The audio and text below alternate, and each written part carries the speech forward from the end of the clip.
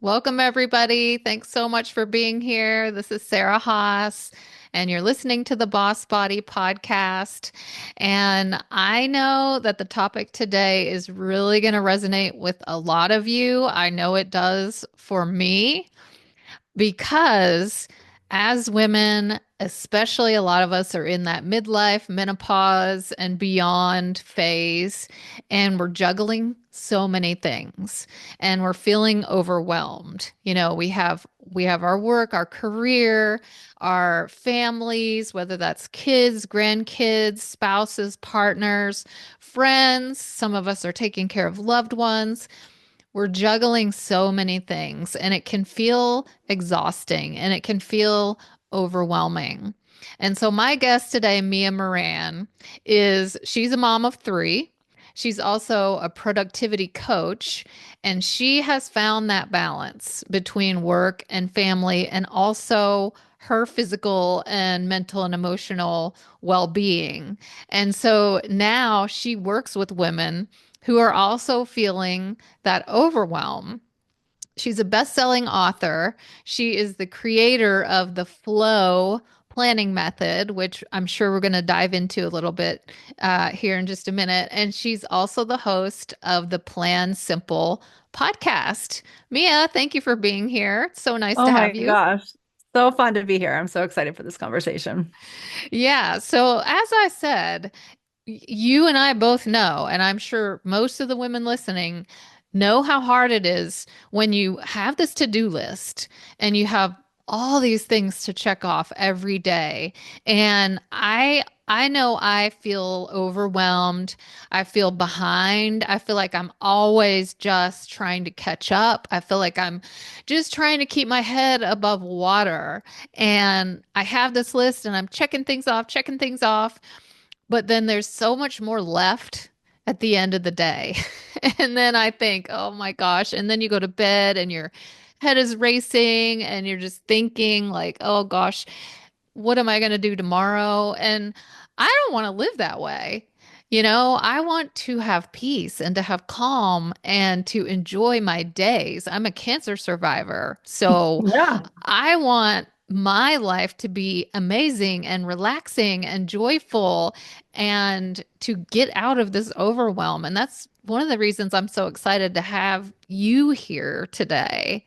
Can you tell us just a little bit about you and your story? Because I know that you like a lot of us have experienced some of these same things. absolutely. And then we get to get back to like how to fix the overwhelm because I'm like, I have Yes, so the many things I most want to important share. part. Absolutely. So I, as you said, am a mom of three, and as we're recording this, my three are 16, 19, and 21. So when they were a lot younger, and they were all three actually under the age of 5 or maybe even 4. At the time, I've always been an entrepreneur, so I owned a graphic design company. That was my business. That's what I used And to do. Fun I fact. remember that. I Exactly the remember that. same. Yeah. So I Oh, we're owned a graphic design firm and I loved it. Like there was so many parts of my life that I felt were so like just lucky and I had like really checked all the boxes. I was married to the guy I met when I was 17. I'm still married, still happily married to him, and I just like I couldn't believe that I met this amazing man. So I was married to him. We had bought an apartment. We had these three beautiful kids. I had this successful company. I had like finally found the field that I was like could operate in because as a designer, maybe you too did not like traditional school. So like, but I had operated in traditional school my whole life. And then when I found art school, I was like, oh my God, I'm like in heaven. So I just felt like I had done all the things. And there was this day, actually, it all kind of happened in a day where I was sitting at my desk and I had even set it up. So, like, I had three kids. I had a babysitter at home. Like, when my kids were nursing, they would come to the office, like, with the babysitter. Like, I really had thought this through. And it was this, and I had made my hours so that I had definitely reduced my hours so that I felt like I was really balancing work and motherhood. And there was this one particular day at like 2:30 where I was sitting at my desk and I was working on a project and I was like starting to think about like what I would do when I went home. And I looked across the desk and I just like got totally fixated on the fact that there was, I don't know, 6 or 7 Starbucks cups sitting on my desk, like neatly stacked. And I realized I had gotten them all that day. I Like can relate to all that. that day, I had walked a block to Starbucks, gotten some too sugary latte drink, like, and I just remember staring at like all the caffeine I had consumed, like not believing I had been that many times. And then also like being like, okay, wait. And also everyone keeps saying that Starbucks has all this caffeine, and I'm so freaking tired. And it was just this moment that I realized that yes, I had checked off all the boxes, but I was like freaking exhausted. Yeah. And even though it looked great to everyone around me, it did not, and it didn't like feel great. And I will say that at the time, I don't know that I knew that it was an inside thing, but the most tangible outside thing that was in my 3 pregnancies, I had actually gained 90 pounds, and nursing, I hadn't lost it. So I really had like 80 extra pounds on my body in this moment. And I was like, I just need to take care of myself. So it was like this, it was almost like this like lightning bolt of clarity of like, I wonder what that would actually be like. Like I guess I don't really know because yes, I've done all these things, but I guess I haven't like really done that. And so that was sort of the starting point, which I won't go through the whole story, but basically I changed how I ate overnight. I did something that, whatever, it was the thing I did in the moment. Like it's not something I would recommend to everybody. But I I went from somebody who like didn't know that kale existed in the grocery store to like really nourishing my body. I started going to yoga every day. That was sort of like actually the first move I made. And then I met the yoga teacher who told me the food to eat. And I really changed my outlook, like what I thought the journey could be like, how I was putting myself first very quickly. And I tell people often, I mean, we're on a weight release podcast right now, so it's okay to say like sometimes I like diminish the part where the weight like melted off, like it wasn't even an issue. But I really enjoyed the journey. And like within a week, I was off medications I was on. There was just so many things that happened. And so one thing led to another. I ended up writing a book about parenting and food and went on a book tour. I took all 3 kids out of school for a year, went on a book tour. This was like 10 years ago. And as I was meeting like thousands of women across the country, because this was pre-pandemic, I um I kept just looking out into the crowd and being like, why are all these beautiful women like coming and listening to me talk about like food and wellness? This makes no sense to me. And the question that like always came up at the end, like I kept feeling like they knew more about kale than I did because I was only like a year into this journey. I had just decided as a designer to make a book. And the one question I kept getting was like, I just don't have time. Like, yeah, I know what to do, but I just don't have time. I don't have time. And I realized that like the action that created the weight loss in a very easeful way, that I wrote a book and I'm dyslexic, and that like, became a bestseller, and it was a great process and product. And then I took my kids out of school. I'm like literally the least likely person to homeschool children. And I did that for a year. And it was like, so I like kept doing these things that felt impossible, but I was making them possible by the way that I was, interacting with them. And so that's really what became the flow planning process once I sort of unpacked what that was. Yeah, and I think it's really cool that really what you did is decide, Yeah. okay, I need a change. It just sort of hit you. Something's got to change. And one of the catalysts was the weight, but Yes. obviously that's not the only thing going on. You're feeling tired, and I can relate to that. I remember when my kids were little, I was a Diet Coke drinker. I won't touch the stuff now, but back in the day, that was my caffeine of choice. And I was tired all the time and kind of doing like what you were doing. I was had my own business. I was in graphic design as well, and I loved the work. I loved the creativity, but it got a bit overwhelming just trying to balance it all. So I think that's so cool that you kind of decided, all right, I think one of the ways you put it was I need to figure out how to put myself first. Because that's one of the Yeah. things I think women really struggle to do. We put everybody else first, and then our own well being gets put to the bottom of the list. And whatever's on the bottom are the things that you never get to. Yeah. And so you just started nurturing yourself, and then the weight started coming off because you were giving yourself time for yoga. You were giving yourself time to figure out what was going to eat to serve your body. So I think that's just such a great testament to what people can do Yeah. when they set their mind to it. And so Absolutely. did all of that lead you to becoming the type of coach that you are now? Absolutely. Yeah, that was sort of I sort of realized in it that like I was not here to teach about what to eat and how to move your body, and that really it was the time piece that was my thing. And we'll get into, what how I think we can get out of overwhelm, which does involve still thinking about the food. But one of the things I also wanted to say is that yes, that was the beginning of what I do now, and I'm like constantly on the thing. At the time that I did this, I was like 34 or something, and now I'm coming into 50, and there's always a rung to that spiral staircase, and it's not like there's no end destination, right? So there's always something. There's always something that I'm having to decide and lean into, and I'm very much still on the journey of health. It's just different now, right? Yeah, and so tell me about exactly what is it that you walk your clients through? It's called the flow method. Yep. And is this a way of setting up your day or of planning your schedule or of prioritizing activities? Can you give us kind of Yep. a taste of what you mean Yeah, by so all of that? I'm going to take you through like two ways of looking at it, two different ways that we look at it. So, first of all, flow stands for the F is food and wellness, the L is lifestyle, so home and family. The O stands for Om, which for me is like real self-care, quiet downtime, spirituality, and work.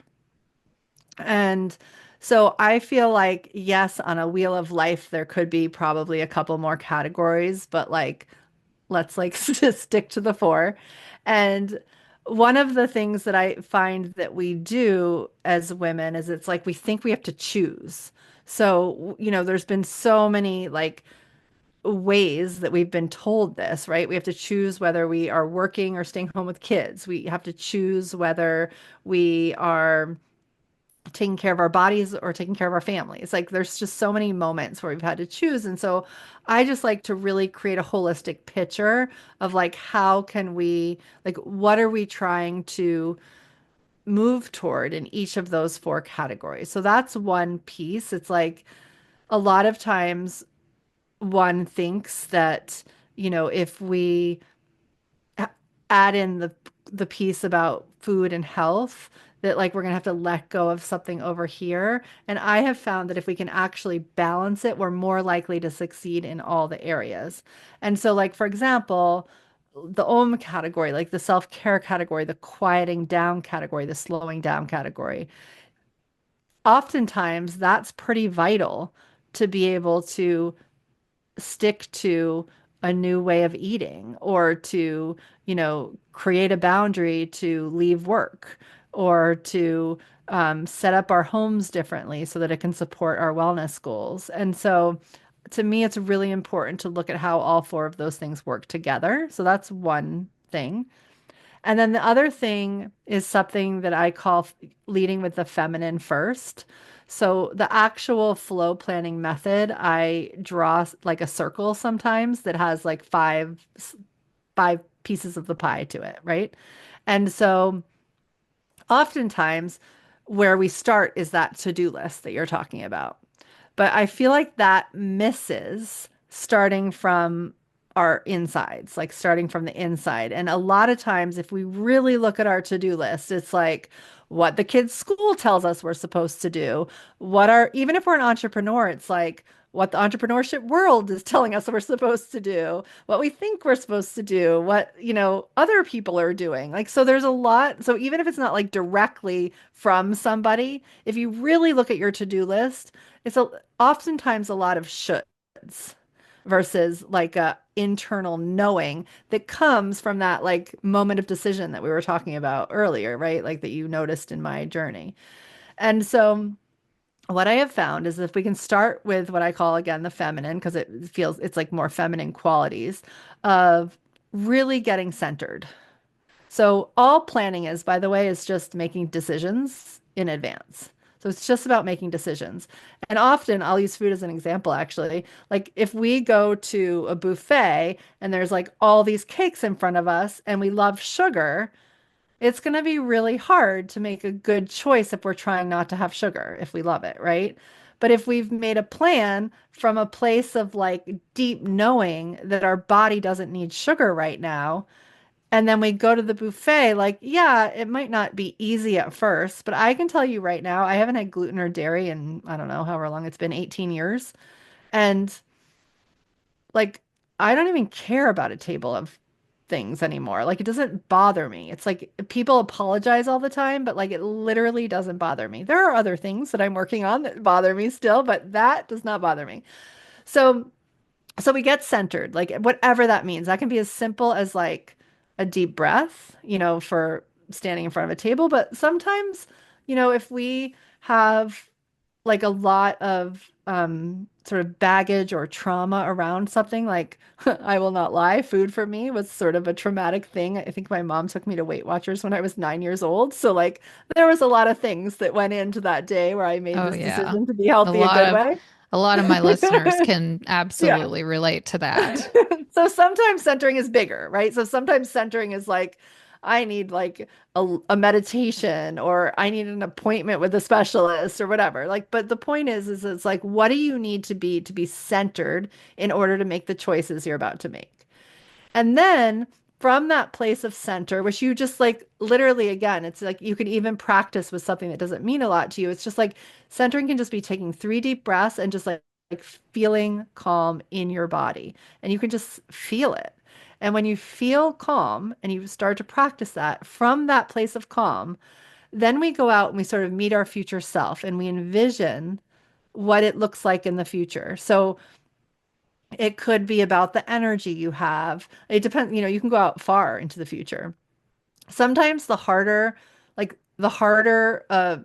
a goal is, the better it is to go like the farther out, right? Because like it's hard when your kid is in diapers to imagine life without diapers. But really, on the other side of diapers, a lot opens up. But so That's it's for like, sure. if you go 5 years out and there's no diapers, it's like you're not thinking about like you are not even solving the same problem the same way. So we really go out and we envision that future of just like I have the energy, I'm in this strong body. Whatever it is for you, right? Like I'm healed from something, right? And so we go out and we really envision that. And then from that place, it's like, okay, what do I need to do? So we're not choosing based on like the gajillion emails we get with all the solutions. We're literally choosing, and it might be that we get an idea from those emails, but once we're centered, we're going to like choose the one that's really for us because we don't need everything. And then this is so that's the to-do list piece, right? Like so that's where we are. So we're getting to it to to-do list in a different way. There's like a lot of nuances in there, but basically we're getting to the to-do list in a different way. And then and that's called I call that deciding. So we're deciding. So we can make a list of decisions that we've made from this centered and visioned place. And then we need to anchor it. We need to anchor that to-do list in time. So even if you didn't do the beginning part and you were just dealing with your to-do list of outward things, you could try this of just anchoring those things in time. Because the thing about a list is that I believe we are capable of anything that actually comes from the inside, but like we're capable of anything that's on our list, essentially. But our brain doesn't understand time. Like literally, we don't comprehend time. So we see this list of like all time and we think it should be done yesterday. Oh, And I then, know that's what I do. I right? see it and I think, why have I not finished this yet? What is Yes. wrong?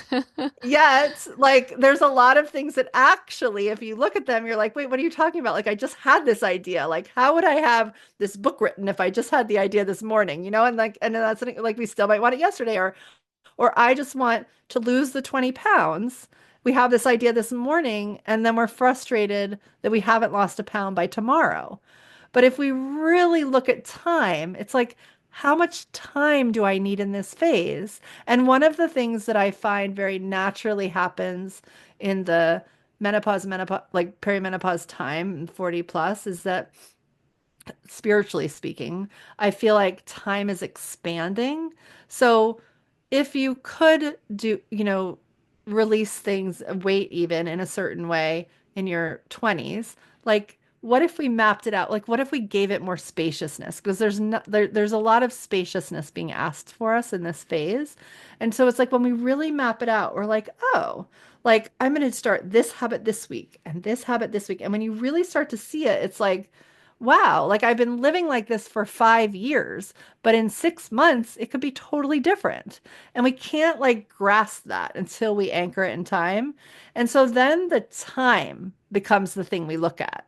Like that's all we're looking at. And so the other piece of flow that we talk about is we're always sort of we've always attached to this future vision, but then we're really just looking at like one 90-day or 2 month or whatever makes sense for you, one season.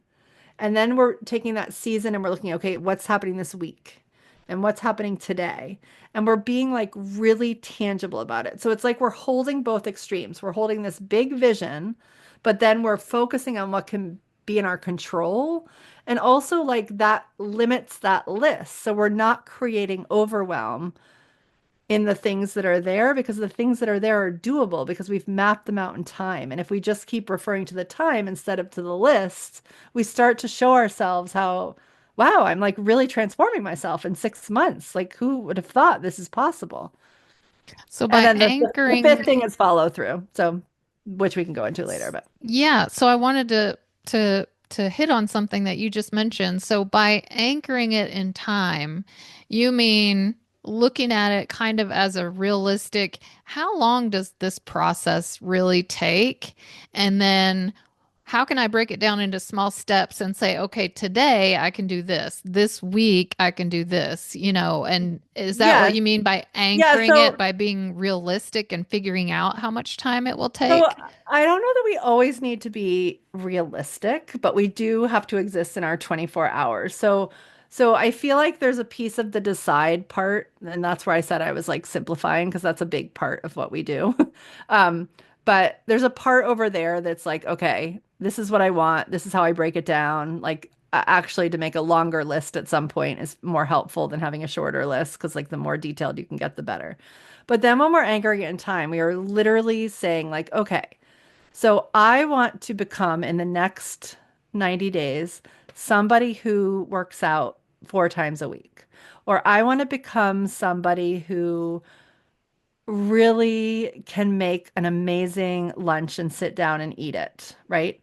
And so it's like, okay, so then we through that decision process, we've been like, okay, so what does that look like? So I'm not going to go from 0 to 4 times a week, though. If on a to-do list, the brain is going to keep serving up, like, why can't you do this now? Like, why aren't you doing this? So when we're anchoring it in time, we're looking at our calendar and we're being like, okay, I am going to become somebody who is so good at moving my body 4 times a week. So this first week, I'm like, and there's no right or wrong, there's no right way to solve this, by the way. So I'll give like 2 examples. It could be that the first week I decide I'm going to go to a yoga class for an hour, or I'm going to go to a HIIT class, down the road. Or it could be that I'm going to walk for 5 minutes each day. So there's a doable way for each person. Like that's where we start trusting what comes in. But it's like, how does it look like over the course of a couple weeks to get to the person who can work out 5 times a week? And so then we see it.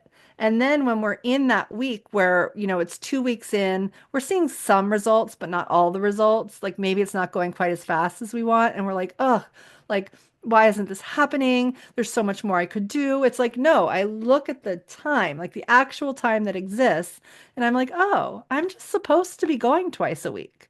That is what my higher self said. That is what my calm self said. So, how can I just trust that this is getting me where I said I would go because I plotted it all out? Now, it helps to have someone like you to like plot it all, to like know to plot it all out. Like maybe not everybody knows exactly what they need to do 4 times a week or, what they need to eat.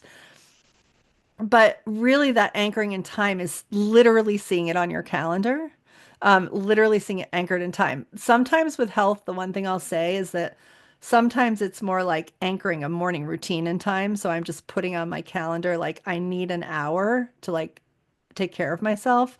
And then it's more like we anchor it in sort of a habit list, right? Like where I can just literally check off, okay, I've taken my morning supplements, I've drank in 1 glass of water, I've, whatever it is, whatever you're working on. I like this strategy because this is really what I teach whenever I work with women is building your habits one step at a time. Because we all want whatever it is we want, the career, the relationship, the weight or size or number, or, whatever it is that we're so focused on, we want it immediately. But realistically, when you just try to take on the whole shebang at once, you just get this overwhelm. And I think that's a big part of why you've broken things down the way you have is to keep us out of overwhelm. Just Yeah. overhauling everything at once isn't realistic. And I like how you're saying one habit builds on the next. Yeah. And you have a time frame for this.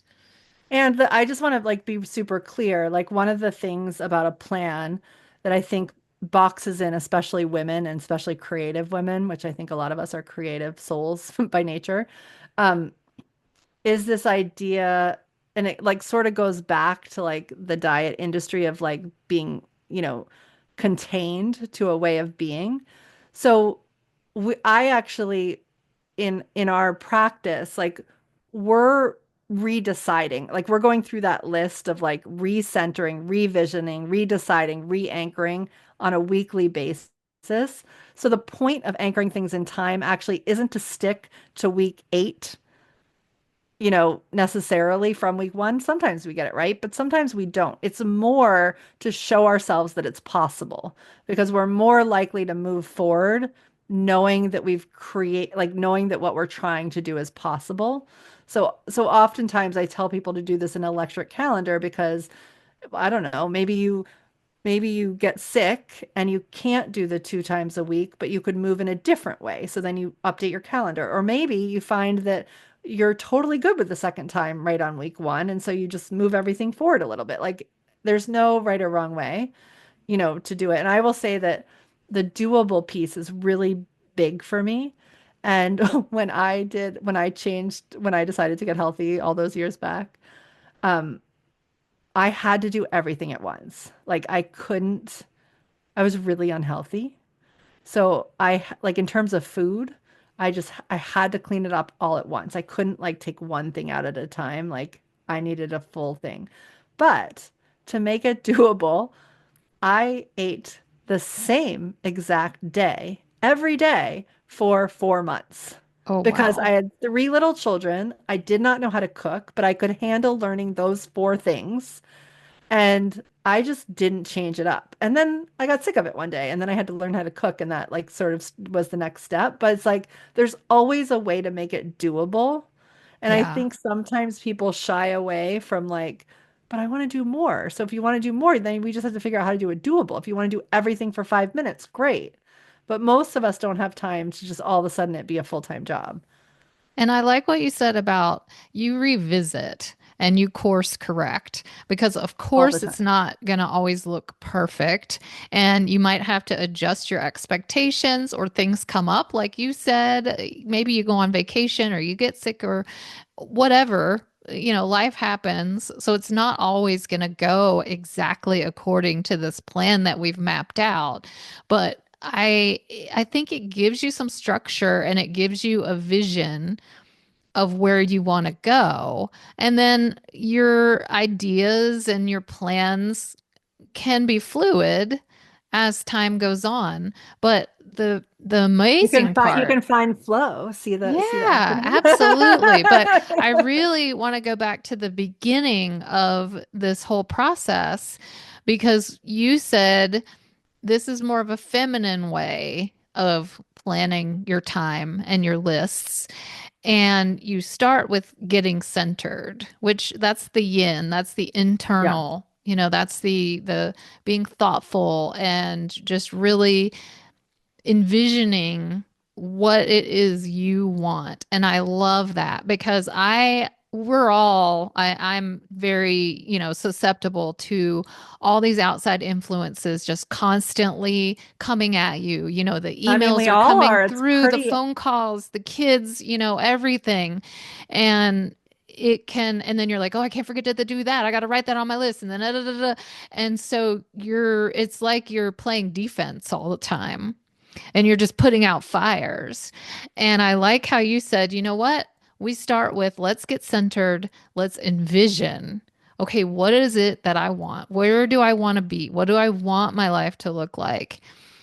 And then from that place of being grounded, you decide what needs to be on your to-do list. And then you're not doing all these shoulds. Well, I should, volunteer at my kids', bake sale or, I should do this extra project at work or whatever.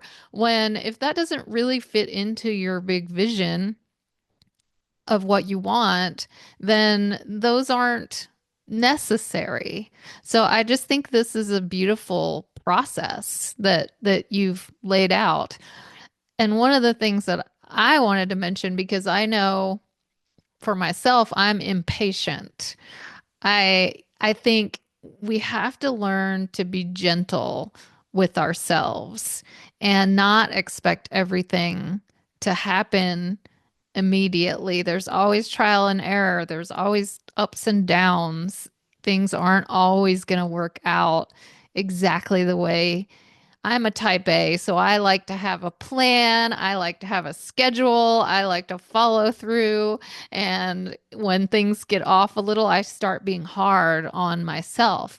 But if you keep going back to that place of being centered, you're not failing. Well, and a really important thing that the centering can do as well, especially for this, like for the topic of getting healthy, is that it can really catch us up to where we are now and who we've become. Because a lot of times with things that are like have triggering pasts for us, we're actually making a choice unconsciously as like the 10-year-old girl who went to Weight Watchers or, the 20-something-year-old who was, I don't know, called fat. And so and so we're making choices from there, but when we really take time to center, it's like, okay, this is who I am now. Like I've birthed children, like I run a company. My body has done like the most amazing. I've gotten cured from cancer, right? And so that centering like can like really slow us down in that, like it can create that patience because we really landed who we are today. And it's very easy to make choices from our past self. And what we really want to be doing is making choices, if anything, we want our future self to be making the choices. And then we're really just showing up to them in the present moment. I love that. That is just beautifully put. And if we all can start living from this place, I think our lives will be much calmer and much more joyful. And I know when I'm overwhelmed, I'm actually less productive because Yeah. that stress is slowing me down. And I think if we can start following your method and working at becoming more mindful and present and centered, that is going to make all the difference. So I want to thank you so much for being here today. That was just beautiful, Oh, amazing. thank I you. loved it.